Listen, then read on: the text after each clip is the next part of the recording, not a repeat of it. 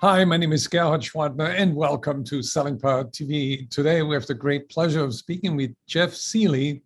He's CEO of Karoo International, a leading sales training company. Welcome, Jeff.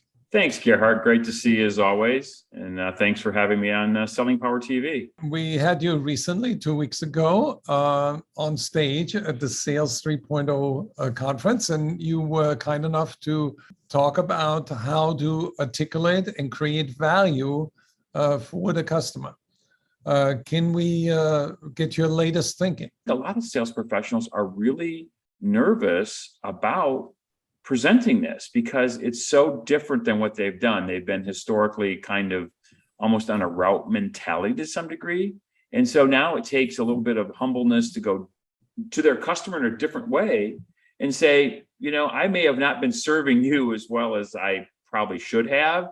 And I haven't been bringing the value that you should be bringing. And truly, people don't think, well, they're not paying for value. Well, of course they are. But that fear starts overcoming people to just be willing to do the same thing. And at the same time, while you're doing the same old thing, your competition is basically showing up and they're trying to show value. They're trying to do something different. They're having business conversations, which are very different than what you're having because you're, quote, their friend or they're your friend. I would say that a salesperson needs to customize and target the value to the specific situation of the customer. It's a little bit, frankly, a lot on the concept of the Jahari Window. And if you're familiar with the psychological impact of Jahari Window, which is basically expanding the common ground.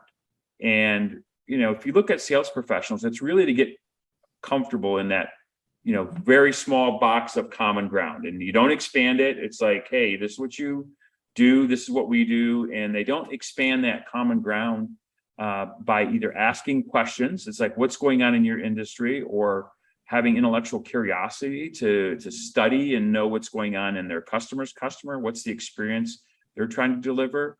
And they don't then, know enough about their own businesses, quite honestly, to know how they can, their innovations can help those customers, expand. Great salespeople have a way of making connections, intellectual connection between one industry and another, to kind of say, well, hey, we've seen this in this industry, and I think this has got application here. And one of our clients has done a brilliant job of that, of really looking at, okay, we're seeing innovation in customer delivery in ways that we never dreamed of, but now we're trying to do it at a B2B level versus the concept of B2C, and are applying to B2B, and it's having just some unbelievable impacts. Would you say that the discussion about value is part of a mindset and part of a skill set?